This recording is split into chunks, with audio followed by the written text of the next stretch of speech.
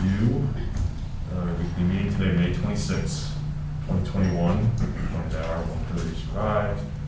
So we'll call the meeting to order, and we don't need a roll call, but we do have minutes in hand from last week's meeting, and I'll entertain a motion. I'll move to approve the minutes. These are minutes of May 5. Are these the most current minutes? Yes. Yeah, sorry, I said a week ago, so I'll be good. Yeah. We have other meeting minutes though, right? Oh, we didn't have a finance meeting on the 12th or the 19th. Oh, we didn't? Yeah. We have a schedule for last Second, the motion.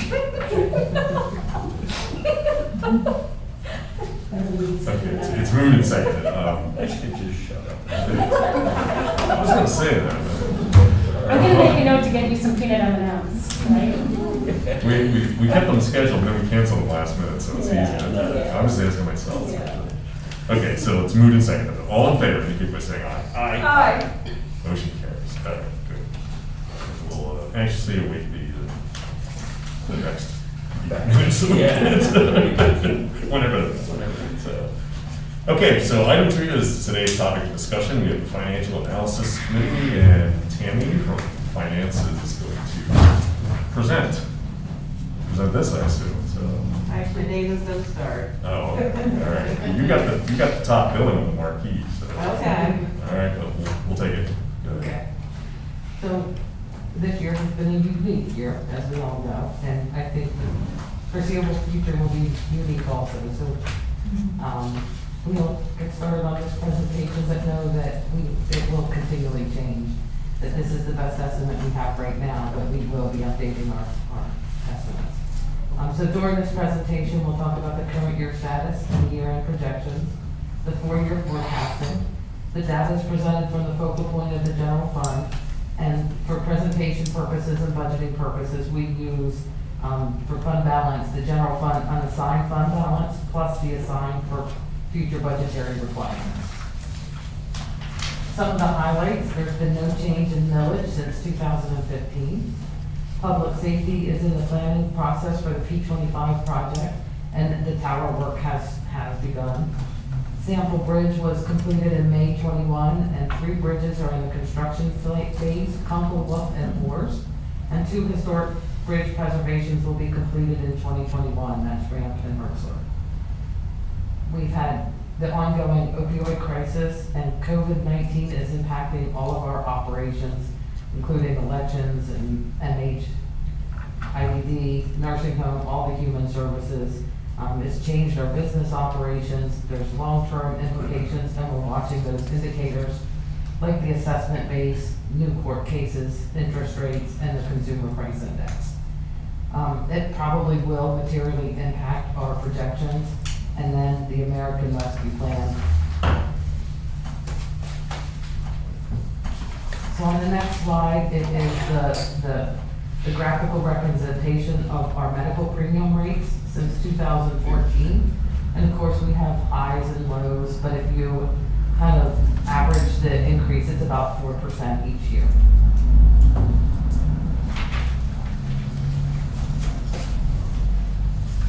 The next graph is our actuarial determined contribution trend. The ADC is increasing 13%, or approximately 547,000 countywide in 2021, and I believe that is still an estimate. We normally get the actual in May.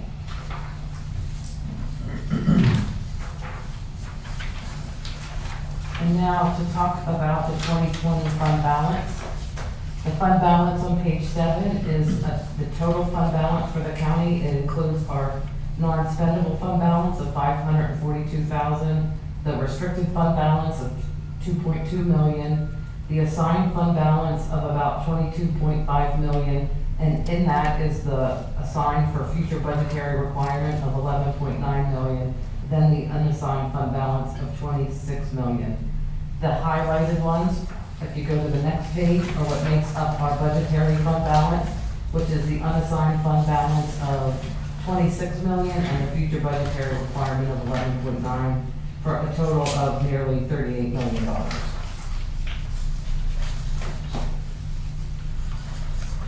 The next few pages, we actually went over about a month ago in a finance meeting, so I'll go pretty quick.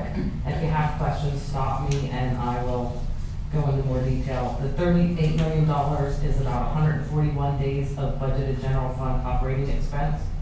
Overall, and this is a comparison between 2019 and 2020. Overall, the increase was 5.5 million or 6.6%. Real estate tax revenue increased 1.6%, and other revenue increased about 16% or $4.6 million, and the majority of that was the election grant and renewed Cumberland transfer in. Okay? Then on the next page is the expenses increased about 7 million or 9.1%. Salary and benefits was 4.2% or $1.7 million. Salary was 878,000 of that, and benefits was about 1.6 million. The majority of that was related to the medical insurance of $1 million. We also had additional unemployment compensation of 300,000. And there was additional revenue on the other side for the unemployment compensation. Operating expense stayed relatively stable but it increased $114,000 or 0.5%. Subsidies increased $1 million. The majority of that was children and youth of 540,000, followed by criminal justice services and 911.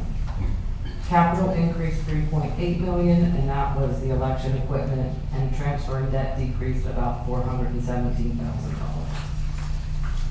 Now we'll move on to the 2021 budget and where we expect to end 2021.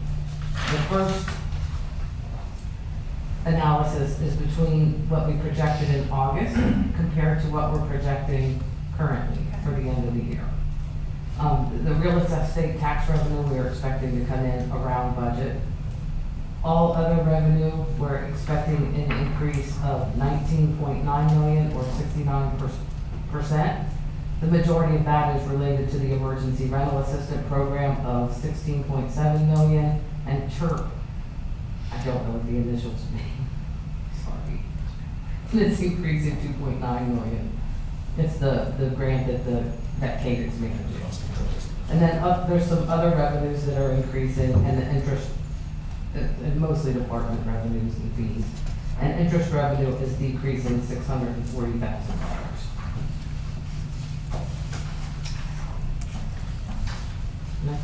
We're projecting to end the year at 34.8 million, which is 130 days of budgeted general fund operating expense. The projected expenses we're expecting to decrease from the previous projections of about 500,000 or 1.5%. Benefits are increasing about 430,000 or 3.3%. Operating is increasing about $18.9 million or 71%, and the majority of that again is related to the emergency rental assistance program and CHIRP. And then another thing that's increasing is expenses that were covered under the CARES funding, but they weren't fully expensed in the year of CARES, so they're in an assignment. It's Microsoft 365, Clear, Zoom, and No Wait, but they were actually paid for out of Renew. And the transfers in debt is increasing 70,000. On page 15, this is a graphical representation of the fund balance, and you can see we've been steadily increasing fund balance. And in 2020, we were at 38 million or 141 days, and that we did adjust the number of days based on our adjusted fund balance because it was material. And then the projected 2021 fund balance, we're projecting to be at about $34.8 million or 132 days. The next page is showing the fund balance thermometer and where we expect to end 2021, and we are still within the green section of the thermometer.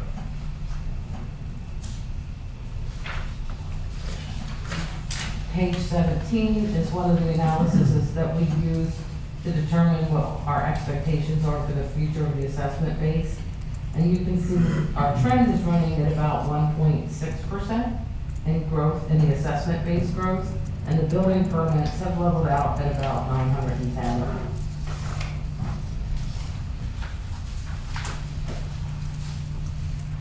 So the growth line is assessment-based growth. Yes, the red. Yes. The taxable assessment base growth.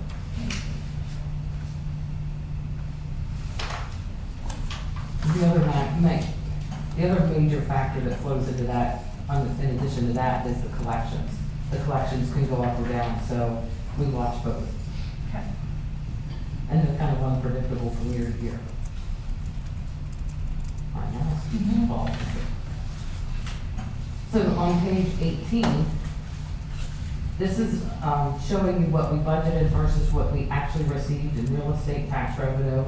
You can see that for the most part, we budget very close on that. Since Bonnie has retired and we have a new chief assessor and a new director of assessment, you may see a little bit more of a gap going forward until we get used to how each other thinks. But overall, I think we'll still continue to be able to budget fairly close unless there's extenuating circumstances. For example, this year, if our collections would go down, we may not make it. But when you look at all of our other predictors, we're on target for meeting our tax revenue.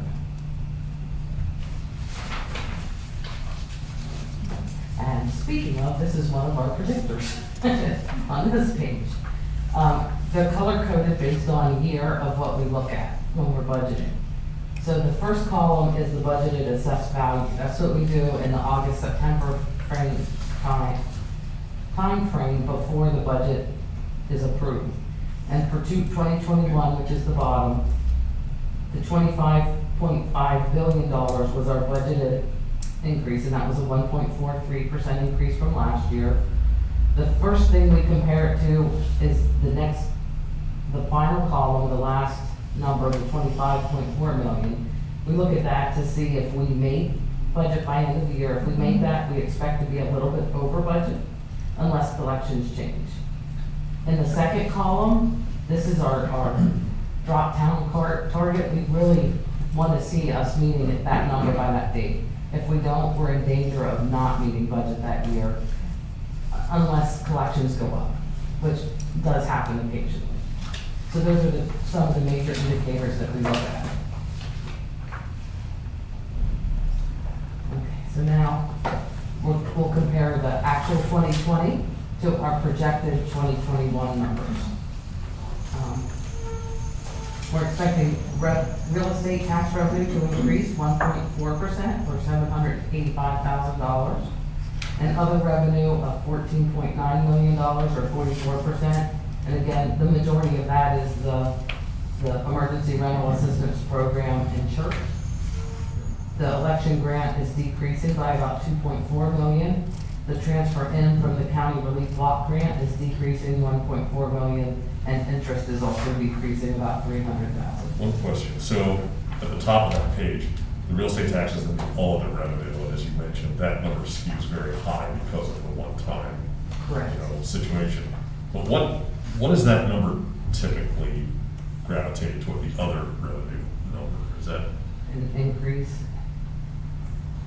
It most really, years what number would that be? it really depends, and it fluctuates from year to year because of the redevelopment authority grants Oh, okay, yeah. and one-time revenues that we receive. So we do usually see pretty good fluctuations in that. I see, okay. Right, this year, I did talk to Margie Register of Wills. For whatever reason, they're up this year. Inheritance tax, their fees. Something that's hard to predict because you don't know, who's passing and what estate you're collecting on. But they're having a good year this year. I don't know if that's a good term of saying they're having a good year, but notice their revenues are up. And of course, recorder of deeds is up because your interest rates are low, but then recorder of deeds is up, but then interest is down because your interest rates are so low. Everybody's refinancing, so, we're seeing that right now. Thank you.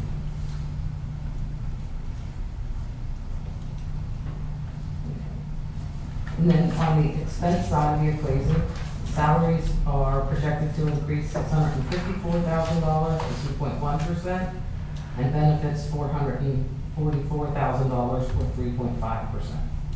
Operating expense again is increasing, the majority of that is related to the Emergency Medical Assistance Program, CHIRP, and then the CARES funding for the Microsoft 365, Clear, and Zoom, and No Wait.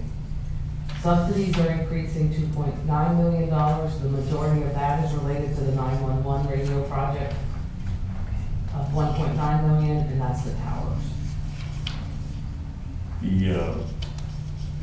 The delta between the salary and benefits numbers, is that pretty standard? Benefits growth has tended to outstrip salary growth on most years? It really depends. That's a fact, but it does depend on what's going on with retirement and health insurance. Okay. But yes, a lot of times it does outstrip it, unless we add positions. Thanks. Capital's decreasing almost $3 million, and that's the election equipment is decreasing $4.3 million, offset by increases for the hazmat response vehicle, increases in technology, and the public safety and cooling towers. And transfers in debt is increasing about $246,000, and I believe the majority of that is related to the new capital lease requirements in our financial statements.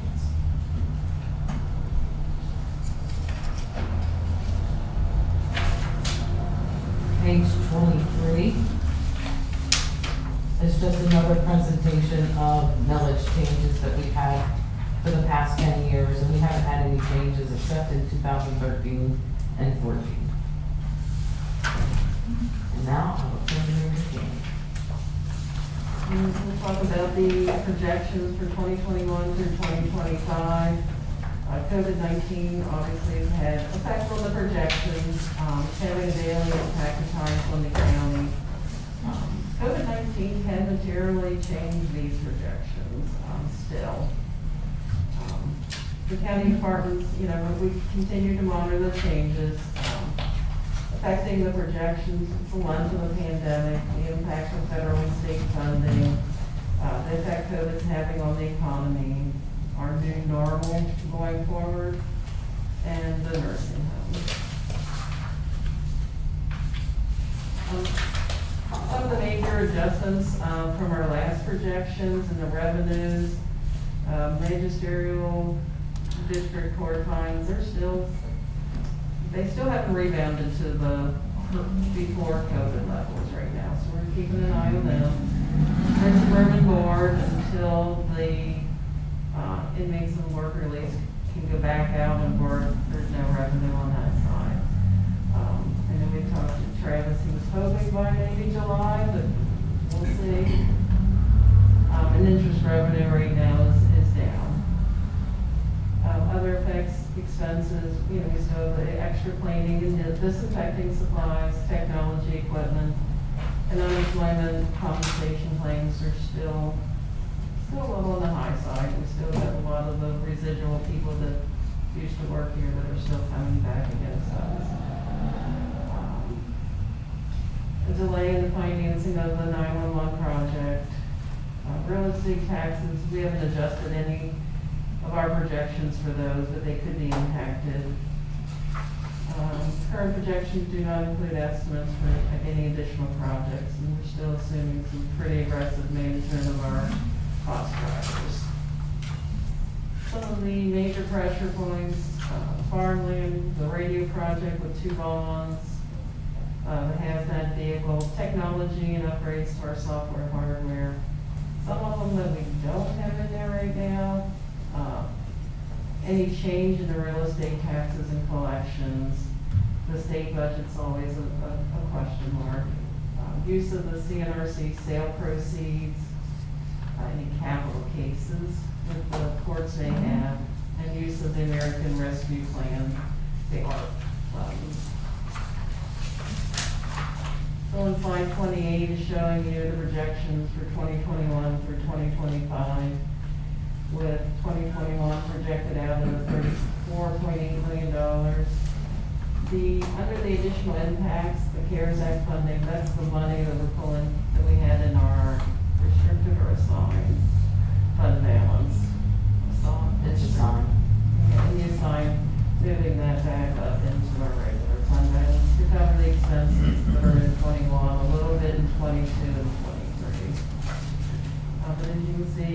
projecting out into 25, we're still at 8.4 million out of 2025, if there's no changes. On just some of the assumptions that are in the projections, revenue we've been looking at and trying to adjust based on the current trends. Salaries, there's a 2.1% increase in 2021, and then in 22 through 25 is a 2.9%.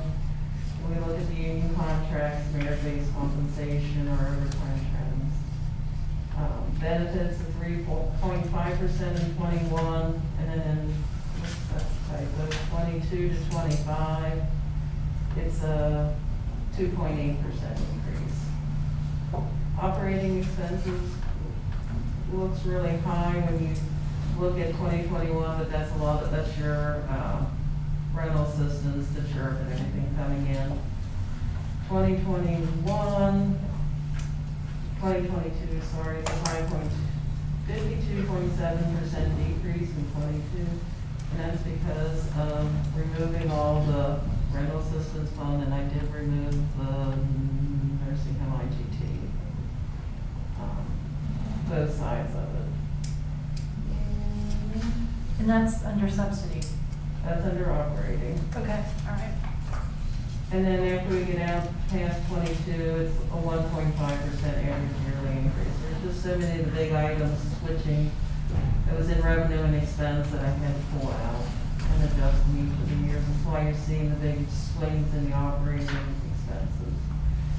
But 23 through 25, 1.5. Subsidy increase of 68% in 2021, to 9.5 in 22, and like 3% in 23 through 25. And there is no subsidy in the projections for the nursing home. So that's what that means, not in the projections. It's not in Is the that, projections. okay, because anyone that picks this up, any layperson that picks this up is gonna go, what does that mean? So it's just not in the projections. It's not in the projections. We do have an additional slide that does show And the it's, possible impacts that the nursing home could have. The capital is projected at a relatively level amount each year. The 911 radio project assumption, $10 million bond in 21 with the first payment in 22.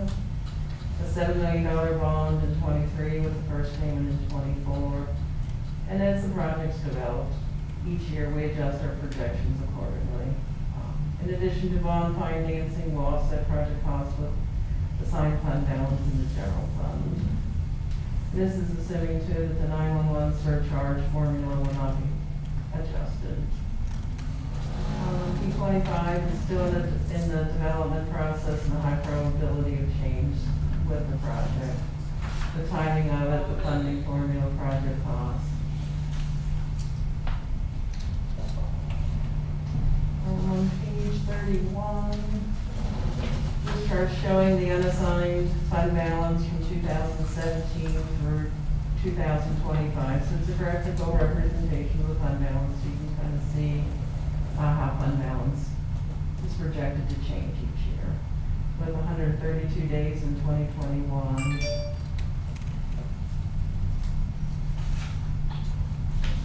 And the next chart on 32 is also another graphical representation of fund balance, but it also shows you the green line is our current projections. The yellow line is where our projections were in the October presentation, and then the black line is where they were in April in 2020 when we were at the beginning of the pandemic and not really sure what was gonna happen.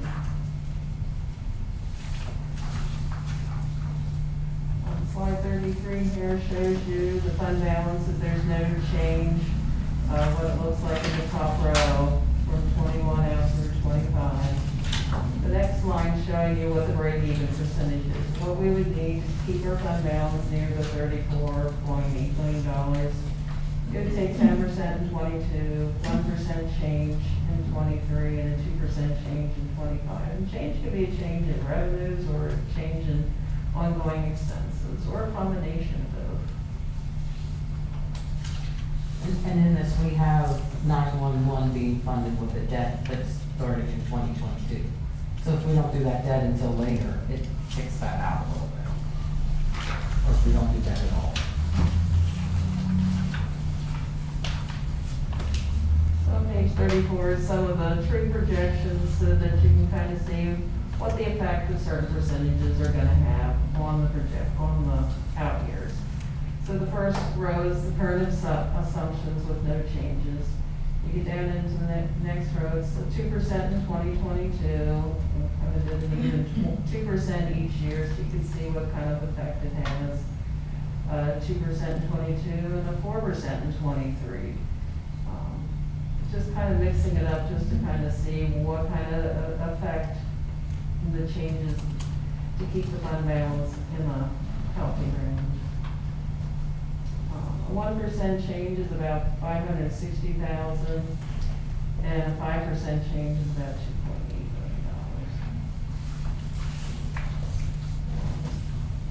million. The next slide is showing you the first row, of course, the current assumptions. The next group is a plus 1% change and a minus 1% change in 22 and what that effect would have. And then a 2% positive and a 2% negative change and what kind of effect that would have on our fund balance.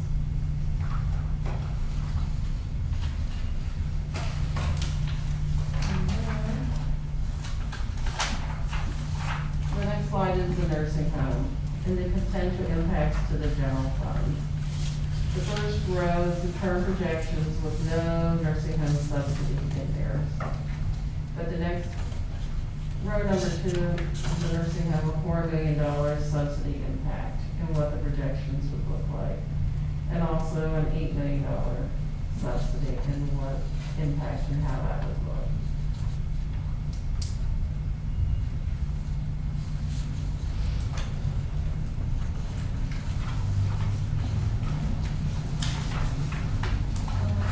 Impact of ongoing changes, COVID-19 impact,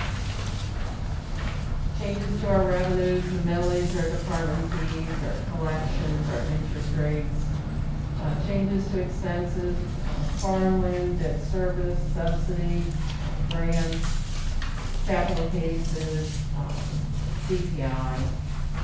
We kind of monitor a lot of different areas too and what's changing.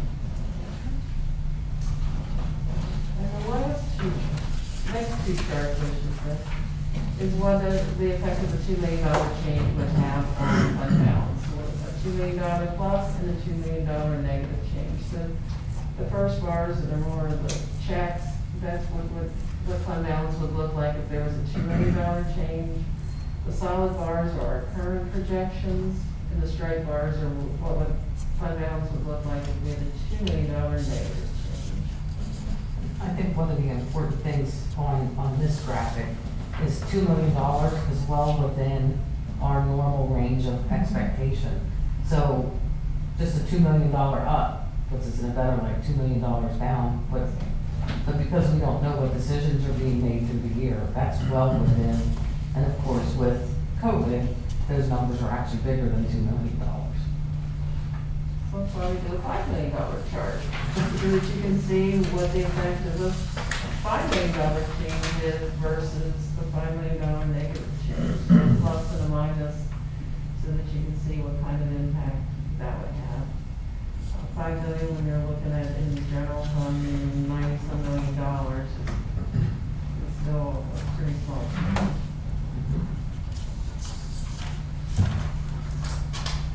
We always like to show our money bags.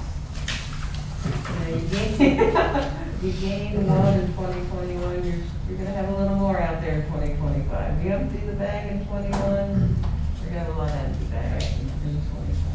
So we keep that in there because we like to chart. It also quickly shows that small impacts early make a big impact in the out years. But if you wait, then you have to make a big change. The comparative tax rates, these are the same charts that we showed you in October. The 2020 numbers are not available until July. July. So they will be updated for the October presentation, but as of 2019, when you compare us with the other third-class counties, we are the lowest property tax per capita. I believe we're low in all. No, Lancaster is, there's a few counties lower than us in the median household income, but it's okay, we're higher, that's good. And average tax per household, we're the lowest. When you compare us though to the surrounding counties, only Perry County is lower than us in our property tax per capita as of the 2019 numbers. I'm not sure where they'll come out in 2020. And when we look at that, it's odd because the property tax per capita is so low, but their average tax per household is higher. Like both didn't move much. One moved and the other didn't. So I think there might be something going on with their revenue collections.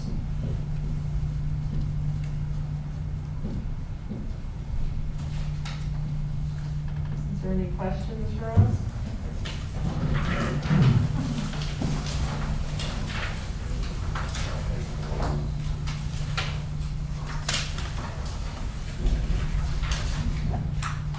On page 3,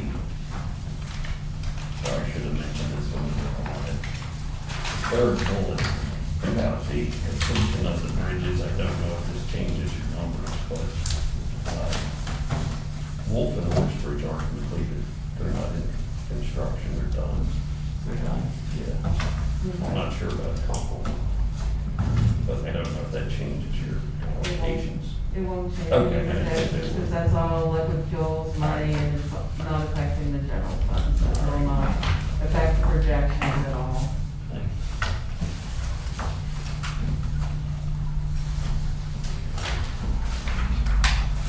I have a few questions that occurred to me, but I'll email it to you later once I can formulate them a little clearly.